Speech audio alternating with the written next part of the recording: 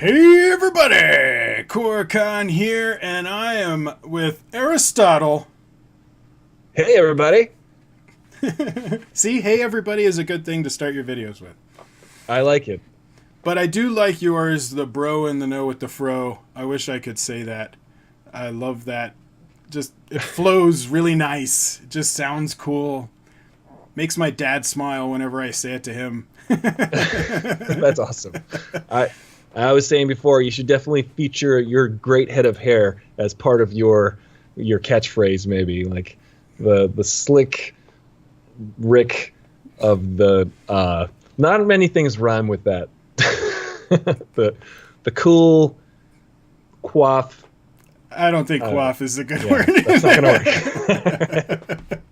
Well, I'm working on it. It's a work in progress. Yeah, we'll try and figure something out. But I do have good hair. I like my hair. Yeah, that is some excellent hair. That should be, that should be like together. logo. Together, we're just an amazing hair group.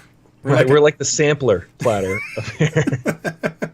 We're like the best hair, all in one video. It's great. So we did. This is our third video. We did a video on your channel where we talked about the MCU and the Infinity War trailer, Right. which was great. I think that went really well.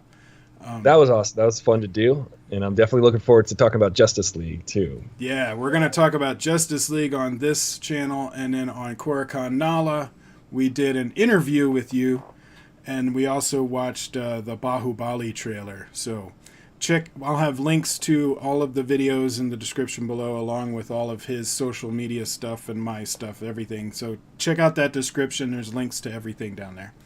Awesome. But for Justice League, when I did my review, I saw it with my friend Sebastian because he's a huge Superman fan. I am too. I can see that. Yeah. I'm a Batman fan.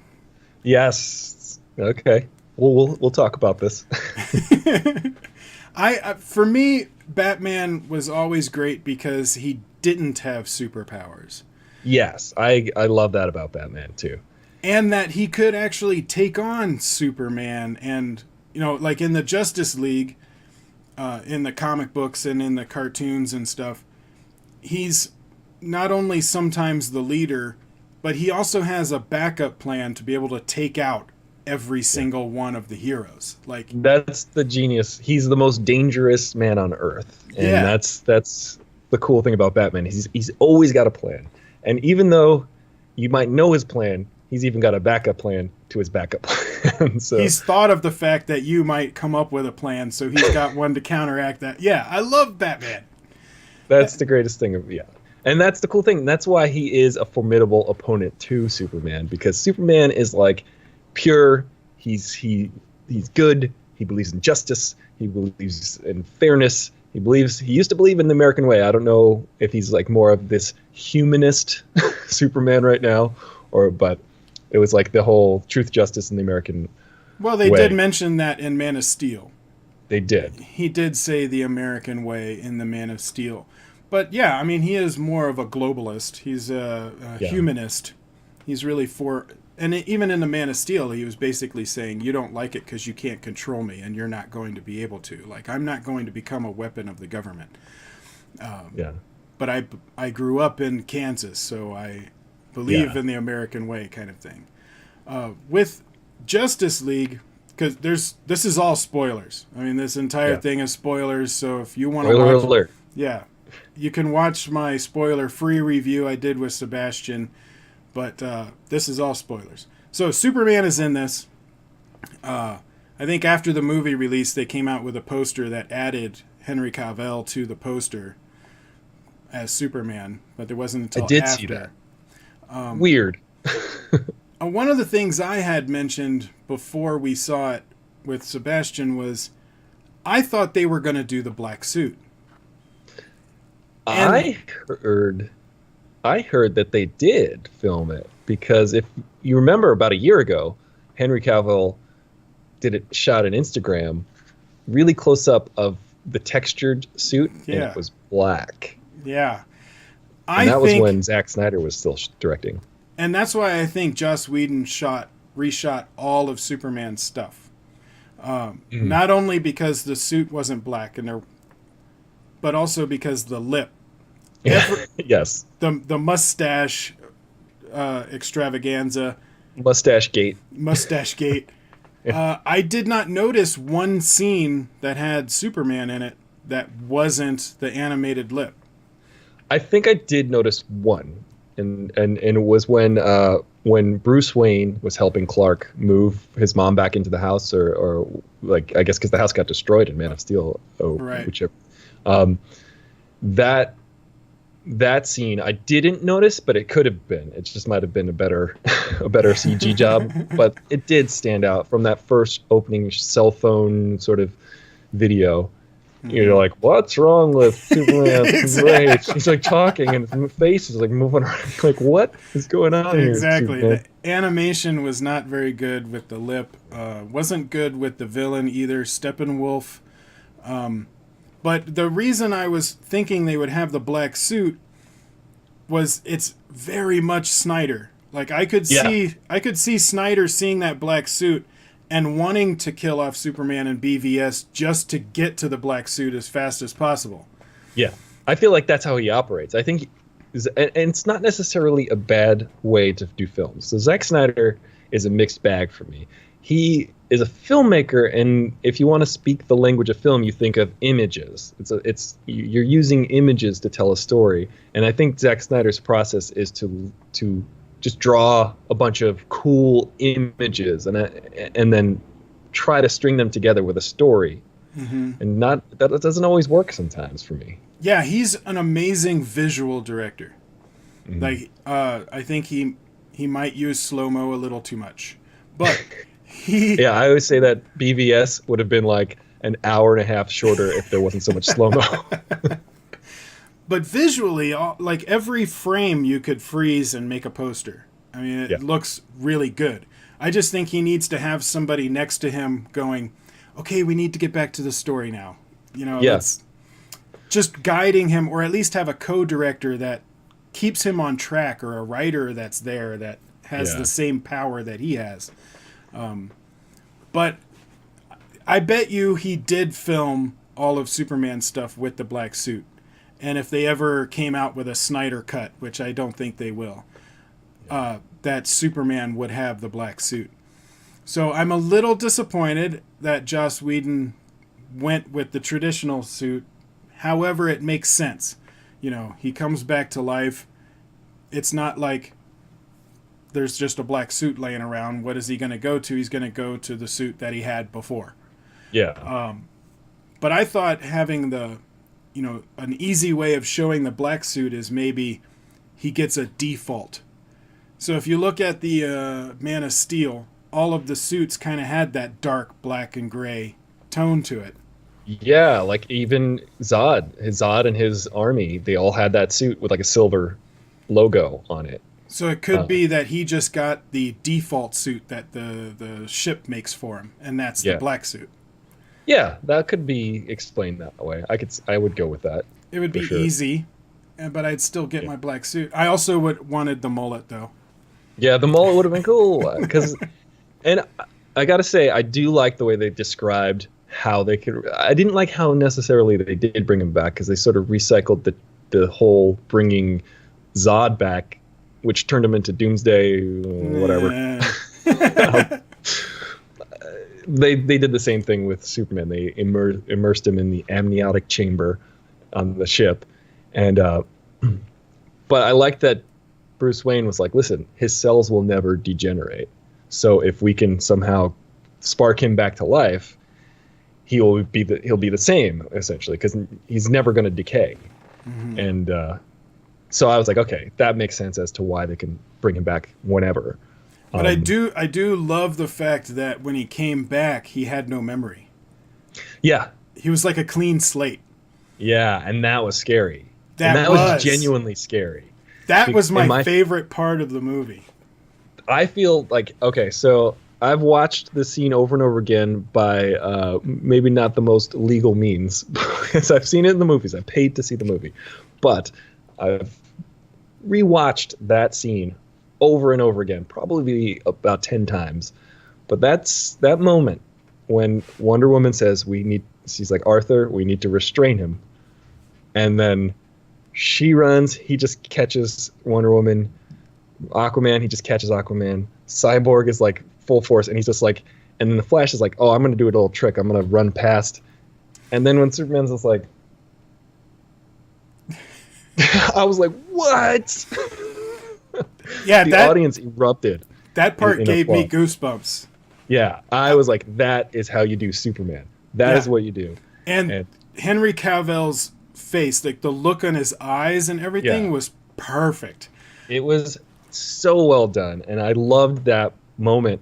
I think that is, for me, that is one of the best Superman moments in the film ever, because it really showed that, yeah, if Superman is berserk and has no control, like doesn't know where he is, he could easily destroy the Justice League, just as Batman could easily. So that's why they sort of keep each other in check. Yeah. And the whole team. So I loved that moment, and what I liked about Justice League, and what I was happy with is, since the movie is called Justice League, you really need to make sure that your Justice League part works. Like, your heroes are good, and they work together. I was a little afraid that they wouldn't work together, that they would end up just having a bunch of fights individually. But they really did a good job of them helping each other out. Like simple little things of like the Flash pushing the sword closer to Wonder Woman so she can get it faster. Or I liked that too. That was cool. All the Flash sequences were great. I thought that really demonstrated his... I read a lot of Flash comic books actually too when I was a kid. And I thought that was really cool the way you see him speeding around in the comics. They did a good visual representation of that. Yeah, they made it feel like you were in the Speed Force, like you were in something. Yep. Like everything else outside was a little bit fuzzy. You know, you had the lightning, as if he was in a tube of some kind of space and time. And so I thought they visually did that perfectly. I really liked what they did with Flash, and Ezra Miller did a very good job. Yeah, I thought so too. I thought, he really leaned into being funny, and I wonder if that's because, of course, Zack Snyder left directing the movie because of a tragedy in his family, and Joss Whedon was called in as a ringer because they're like, hey, you directed a couple Avengers movies. Well, they brought him in because they already had him to do Batgirl, so he was kind of already on their slate. They just kind of moved him over. Ah, I see. So they had contracted him to do a film, essentially, and they were like, hey, since you're already here, while you're at it, take on this movie. Yeah. And I think that had a lot to do with why this movie felt streamlined. I don't think it is the greatest movie, but I think it did its thing. I was entertained. I went there and I was like, all right, cool. Here are all the gods of the DC universe minus Green Lantern. Spoiler. But they did show the Lantern Corps. So, and the ring flying off. So we know they're in the universe. We may get them at some point. I really think it depends on how the Flash and Aquaman solo movies do. Yeah, I would say for me the weakest characters, because I love Wonder Woman. I think she's such a the movie was great, and even her sequence in this movie in Justice League, despite the fact that the suicide bomber had a 20-second timer. Right. I'm like, doesn't a suicide bomber just push a button and like, why would you be like, okay, I'm gonna just now we're gonna all stand here for 20 seconds before we blow up. But when Wonder Woman rushes in, like knocks all of the machine gun bullets away, I was like, that's awesome. That was really cool. But I would say Aquaman, I still am trying to get a feel for. I get that he's supposed to be like the surfer bro, but... Well, and this is before he becomes king. So his character may change a little bit. That's true. He's kind of he's the prince right now. He doesn't really have any responsibility. He goes and does his own thing, but he shows that he does care by helping out the small towns that don't have access to food during a certain part of the year. And I think Jason Momoa is the only person that can really make Aquaman look cool. Yeah. I mean, he looks cool. I think the visual of this like huge dude who's got charisma. Like, I mean, we like Khal Drogo. We like the things he's been in. I mean, I don't know if we like Khal Drogo, but he was cool at Khal Drogo. He did a good job. He did a good job in that. So I want to get behind him. I want to make sure like that they like he does the role justice, so to speak. But I feel like they're sort of crowbarring in this like the White Stripes music to try to change up the vibe when he shows up, and you're like, is this going to be how his movie's going to be? Like No. this sort of like, yeah. I don't think so. I think Wan, the director, James Wan, I think is their director for the Aquaman movie. Yeah, they just wrapped on shooting that. Yeah, I think he's going to. I don't think he's going to do that. He doesn't have a style that's close to Snyder. It's going to probably feel more like maybe a Fast and Furious type, like Right. family. The drama will be there, but the humor will be there. Yeah. I think it's going to feel more like Fast and Furious than it would Batman v Superman or Justice League. Right. Well, I hope so. I'm really hoping, because I grew up watching Super Friends, like the reruns of Super Friends, and like, meanwhile, back at the Hall of Justice, like that whole thing. They didn't have the Hall of Justice. I know. Well, they teased it. They teased it at the end. They got to bring it in. I mean, it's the fact that, Batman was like, or Bruce Wayne said, we could put a round table and a couple of empty seats because we know there's more people out there. Right. Yeah. Green Lantern. Exactly. We need Green Lantern. Wonder Twins. Wonder Twins. That would be good. That would be interesting. Right. Yeah. That was when I feel like that's when it jumped the shark, when they started to do that kind of thing. But yeah, I loved all that, and I liked the post-credit teaser with Lex Luthor, who seems to be becoming more mature, more of a Lex that we know. Yeah, I had said this in my Batman v Superman spoiler talk, that Lex Luthor, I didn't like him in BVS. I thought they tried to make him too much like the Joker or some other character that wasn't Lex. Exactly. But him going to jail was the perfect moment to kind of humble him and make him realize I need to be smarter. And so when they showed that scene at the end of Justice League where he's bald and he's calmed down and he's more intellectual, he speaks smoother and everything else, I was like, there we go. Yeah. Okay, that Lex I can get behind.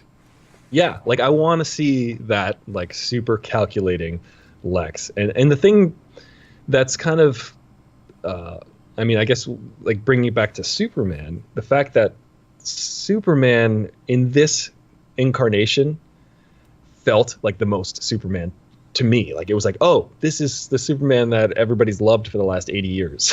Like this is the one.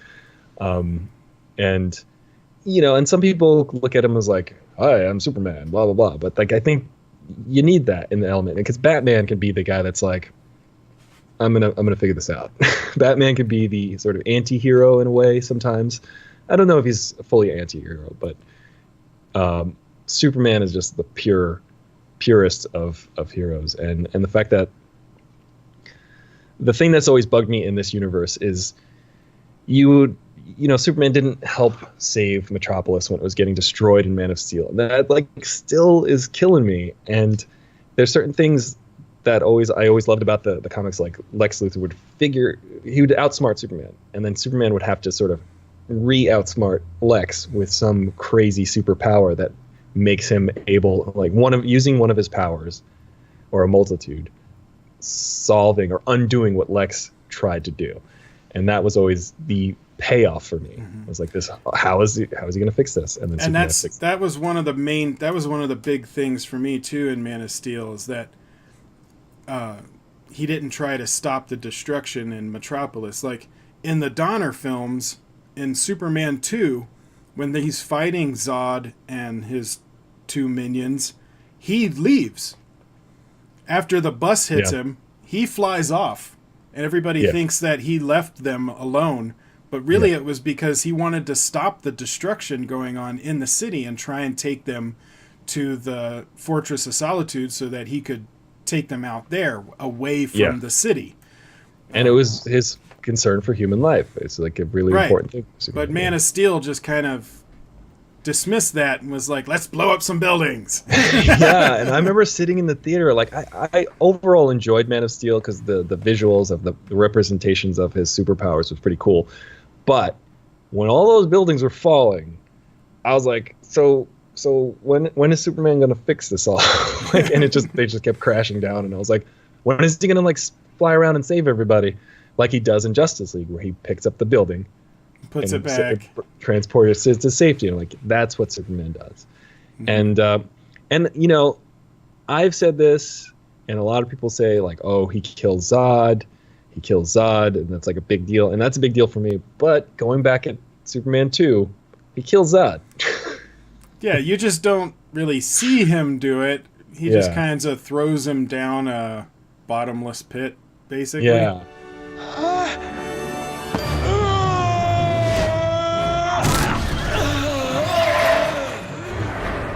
And I always wondered about that. Plastic S-suit. Yeah, where he's like, "Here, let me see if this does that."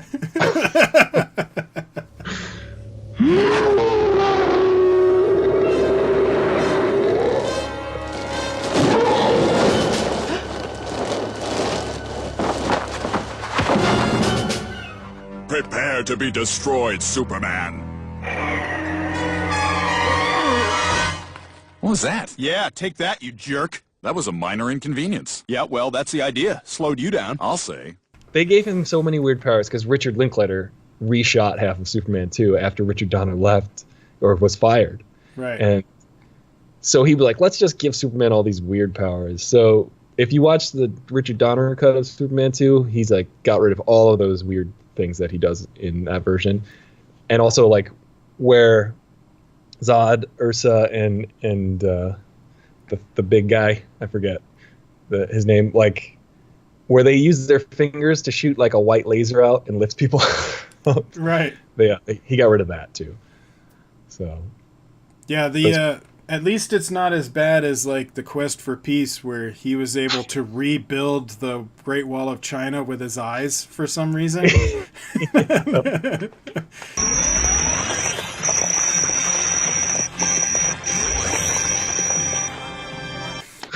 It's great. That's great. I didn't know masonry was one of his eye powers. That's a very weird power to have. Oh man. They went off course with those versions of Superman 2, gotta admit. But I do agree with you that Superman kind of getting rebooted by being brought back to life in a way that he is the way that he's supposed to be now. Yeah. And besides Steppenwolf being a CG character, which I think they should have done the CG suit like they did in Man of Steel for Zod, but had a makeup for the face. Yeah. Yeah. That would have been fine. Like, I think the actor who voiced him could have. Yeah, he did a great job, too, as the voice. Yeah. It was just so distracting whenever I saw him move or talk. Yeah. But I guess overall the movie really wasn't about Steppenwolf. It was about them getting together. Finally. So, do you think they're going to use this as a way of bringing in Darkseid? Yeah, because they mentioned Darkseid by name.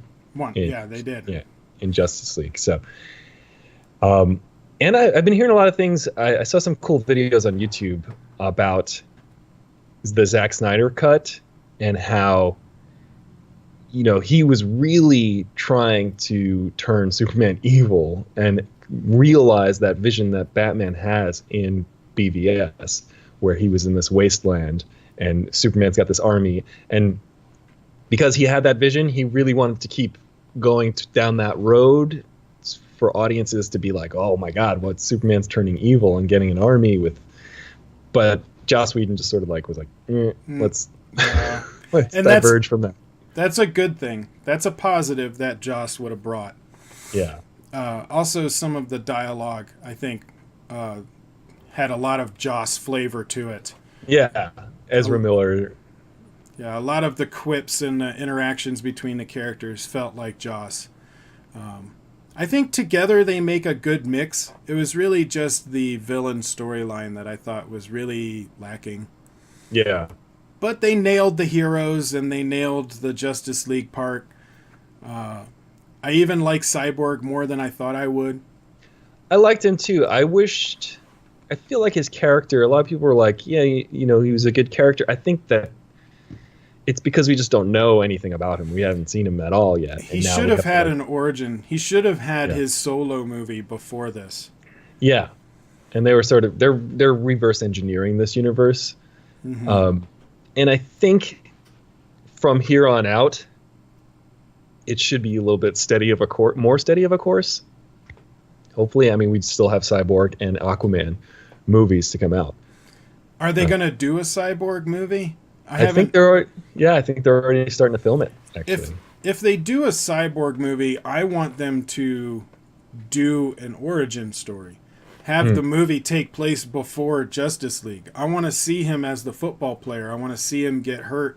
I want to see all the drama with his father and the mother box and all that.